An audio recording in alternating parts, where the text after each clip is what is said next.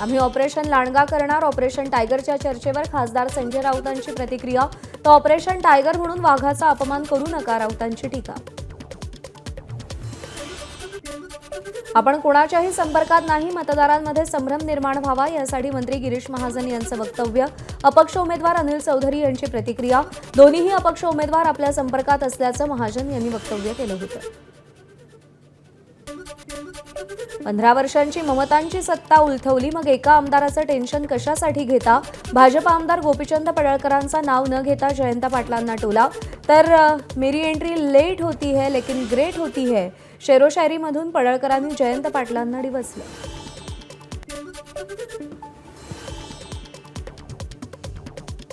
नाशिक विधान परिषदेच्या निवडणुकीच्या अनुषंगानं युतीकडून विशेष खबरदारी. आज भाजपचे नगरसेवक ठाण्यामध्ये अज्ञात स्थळी रवाना होणार. महायुतीचे उमेदवार नरेंद्र दराडे यांच्या विजयासाठी रणनीती.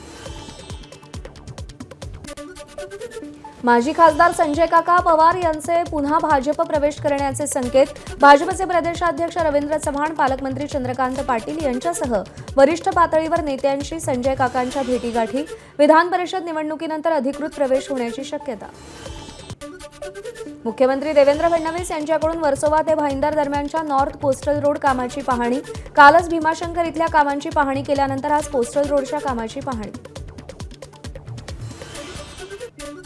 महायुतीत अर्थ खातं सांभाळणारे अनेक नेते आहेत. सध्या अर्थ खातं मी सांभाळत असलो तरी भविष्यात काय करायचं ते बघू, मुख्यमंत्री देवेंद्र फडणवीसांचं वक्तव्य. काही दिवसांपूर्वी सुनेत्रा पवारांनी अर्थ खात्यावरून नाराजी व्यक्त केली होती. प्रत्येक समाजानं एकमेकांच्या परंपरेचा आदर करायला हवा. एकमेकांना समोर उभं करून किंवा राजकारण करून कोणालाच फायदा होत नाही, त्यामुळे मतही मिळत नाहीत. मुख्यमंत्री देवेंद्र फडणवीसांचा जैन धर्माच्या वादावर विरोधकांना टोला. आमदार प्रसाद लाड यांनी मनसे अध्यक्ष राज ठाकरेंची भेट घेतली. वाढदिवसानिमित्त राज ठाकरेंना शुभेच्छा दिल्या. उपमुख्यमंत्री सुनेत्रा पवारांनी भीमाशंकर मंदिरातील महादेवाचं दर्शन घेतलं आणि यानंतर परिसरातील विकास कामांचाही आढावा घेतला. ठाकरेंच्या शिवसेनेचं उद्या नवी मुंबई विमानतळावर आंदोलन. नवी मुंबई विमानतळावरील गुंडागिरी विरोधात आंदोलन केलं जाणार. कंत्राट मिळालेल्या गौतम अदानींवर संजय राऊतांची टीकेची झोड. शिवसेनेच्या संघटनेला दमदाटी केली जात असल्याचा राऊतांचा आरोप.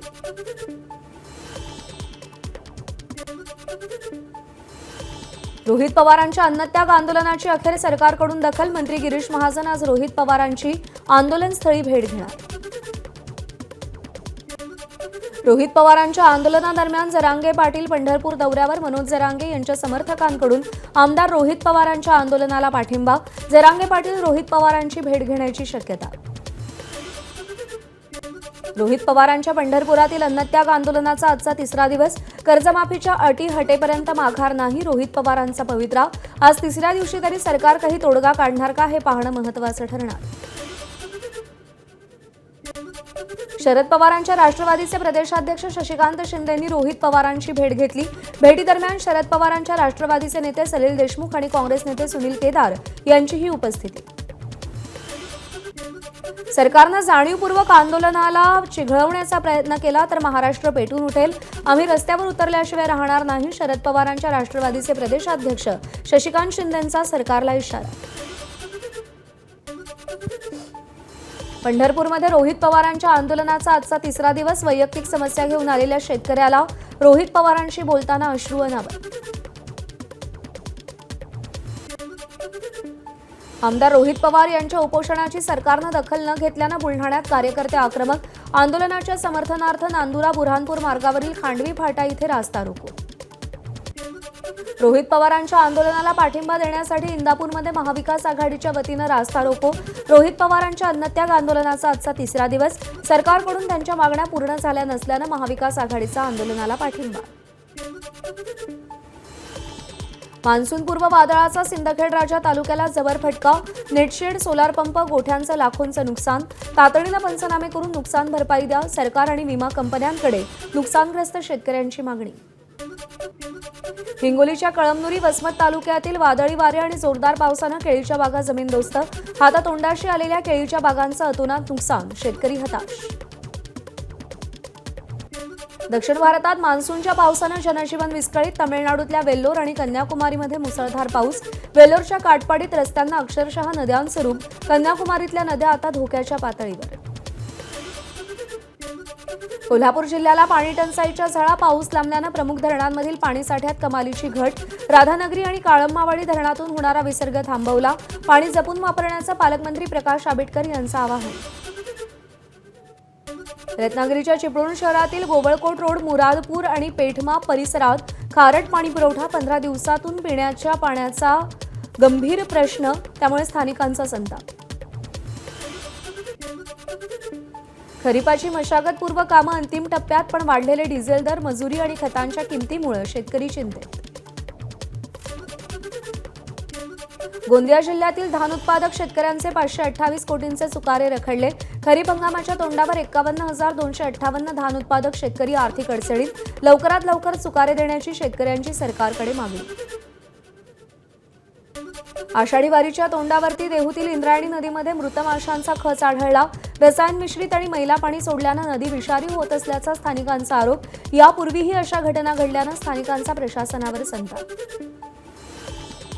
गोंदियाच्या नवेगाव नागझिरा व्याघ्र प्रकल्पात तहानलेल्या वाघाचा पाणी पितानाचा व्हिडिओ व्हायरल. 40 अंशांवर गेलेल्या उष्णतेमुळे वन्य प्राण्यांची पाण्यासाठी भटकंती. अंबानी समूहाशी संबंधित आर्थिक गैरव्यवहार आणि कथित मनी लॉन्ड्रिंग प्रकरणात ईडीची मोठी कारवाई. रिलायन्स टेलिकॉमचे माजी वरिष्ठ अधिकारी सतीश सेठ आणि गौतम दोशी यांना मुंबईतून अटक. बीडच्या गेवराईत राक्षस भुवन वाळू घोटाळ्यात मोठी कारवाई. तलाठी महसूल कर्मचाऱ्यांसह 15 दलालांवर गुन्हे दाखल होणार. 250 घरकुल लाभार्थ्यांना वाळूच मिळाली नसल्याचा खुलासा केला. तहसीलदारावर गुन्हा आणि निलंबनाच्या कारवाईची टांगती तलवार. तळोजा परिसरात डिझेल पेट्रोल माफियांवरती मोठी कारवाई. 30,000 लिटरचा भेसळ करणारा साठा पकडला. शिधावाटप नियंत्रण पथकाची मोठी कारवाई. काळा बाजार करून डिझेलची विक्री सुरू होती. वाशिमच्या पोहा गावाजवळच्या समृद्धी महामार्गावर ट्रक उलटल्यानं अपघात. ट्रकमधून बंदी असलेल्या मांगूर माशाची तस्करी केल्याप्रकरणी तिघांविरोधात गुन्हा दाखल. धाराशिव जिल्ह्यात पवनचक्कीच्या अल्युमिनियम तारांची चोरी करणारी टोळी जेरबंद. 2 आरोपींकडून 7,98,152 रुपयांचा मुद्देमाल जप्त. बीडच्या परळीत आयुक्त तुकाराम मुंढेंचं पथक कारवाई करणार असल्याची चर्चा. शहरातील सगळ्या पानटपऱ्या बंद. राज्यात विविध ठिकाणी होणाऱ्या कारवाया पाहून पानटपरी चालकांचं धाबं दणाणलं. पानटपऱ्यांवर गुटख्यांची आणि वेगवेगळ्या पानांची विक्री. धाराशिवमध्ये कचरा, पालापाचोळा आणि शेतातील वेस्टेज मालापासून होणार बायोडिझेलची निर्मिती. मित्र संस्थेच्या माध्यमातून 100 एकरवर बायोडिझेलचा प्रकल्प. भाजप आमदार राणा जगजितसिंग पाटील यांनी स्वतःच्या गाडीत कचऱ्यापासून बनवलेलं बायोडिझेल भरून चाचणी केली. नांदेडच्या महापौर कविता मुळे यांच्याच वॉर्डात दूषित पाणीपुरवठा. गटार मिश्रित पाण्यानं नागरिक त्रस्त. चैतन्यनगर भागातील नळाच्या पाण्याचा व्हिडिओ व्हायरल. तक्रार करूनही दखल न घेतल्याचा आरोप. सरकारी कार्यालयांसाठी एअर इंडिया इमारतीला 181 कोटींची झळाळी. 6 महिन्यात काम पूर्ण होणार. राज्य सरकारनं एअर इंडिया इमारतीची नुकतीच 1,601 कोटी रुपयात खरेदी केली आहे. बोरिवली स्थानकाच्या पुनर्बांधणीसह एसी लोकल सेवांच्या वाढीसाठी आमदार संजय उपाध्याय यांची रेल्वे मंत्र्यांकडे मागणी. रेल्वे मंत्री अश्विनी वैष्णव यांना पत्र लिहिलं.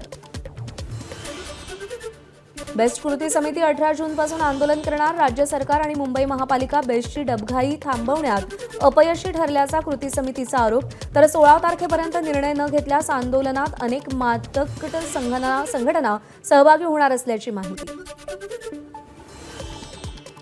कोल्हापुरात शासकीय ठेकेदारांचं महाअधिवेशन. 80 ते 90 हजार कोटींची बिलं प्रलंबित असल्याचा ठेकेदारांचा आरोप. थकीत पैसे न दिल्यास पावसाळी अधिवेशनात हजारो वाहनांसह मुंबईमध्ये विधिमंडळावर मोर्चा काढणार. महाअधिवेशनात ठेकेदारांचा सरकारला इशारा. वडाळा पूर्व इथे नाल्याच्या सफाईसाठी बालमजूर असल्याचा व्हिडिओ समोर. बीएमसीच्या कामकाजावर गंभीर प्रश्नचिन्ह. कोरबा सॉल्ट पॅन आणि लाल बहादूर शास्त्रीनगर परिसरातील नाल्याच्या गाळ काढण्याच्या कामात अल्पवयीन मुलांकडून हातानं कचरा काढण्याचं काम. पिंपरी चिंचवडमधील रामकृष्ण मोरे नाट्यगृहाची दुर्दशा. कलाकारांनी नाराजी व्यक्त केली. सांस्कृतिक विभाग आणि महानगरपालिकेकडून उपाययोजना नाही. छत्रपती संभाजीनगरच्या लाडसावंगी प्राथमिक आरोग्य केंद्रात नर्स आणि वैद्यकीय अधिकाऱ्यांमध्ये वाद. अंतर्गत मतभेदांवरून घटना घडल्याची माहिती. संबंधित अधिकाऱ्यांवर कारवाई करण्याची मागणी. आरटी अंतर्गत पहिलीसाठी प्रवेश घेणाऱ्या विद्यार्थ्यांना दिलासा. शिक्षण विभागाकडून प्रवेश प्रक्रियेसाठी 19 जूनपर्यंत मुदतवाढ. दुसऱ्या आठवड्यात अपेक्षेपेक्षा कमी प्रवेश झाल्यानं मुदतवाढीचा निर्णय. पुणे महानगरपालिकेकडून 47 कोटी 65 लाखांच्या डीबीटीला मंजुरी. त्यामुळे विद्यार्थ्यांना शाळेच्या पहिल्याच दिवशी गणवेश मिळणार. मुंबई आंतरराष्ट्रीय विमानतळाला बॉम्बनं उडवून देण्याची धमकी. अज्ञाताकडून धमकीचा मेल प्राप्त होताच सुरक्षा यंत्रणा सतर्क. स्थानिक पोलीस आणि BDDSच्या पथकानं संपूर्ण परिसराची तपासणी केली. चिपळूणच्या गोविंदगड परिसरात पोलिसांनी स्वच्छता मोहीम राबवली. पोलीस अधीक्षक नितीन बगाटे यांच्या सूचनेनुसार गडकिल्ले परिसरात स्वच्छता करण्यात आली. रायगडच्या किनाऱ्यांवर पर्यटकांची रेलचेल. अलिबाग, मुरुड, काशीदचे किनारे गर्दीनं फुलले. मोटरस्पोर्ट बंद असल्यानं घोडागाडी, स्पोर्ट्स बाईक सारख्या सवारींना पर्यटकांची पसंती.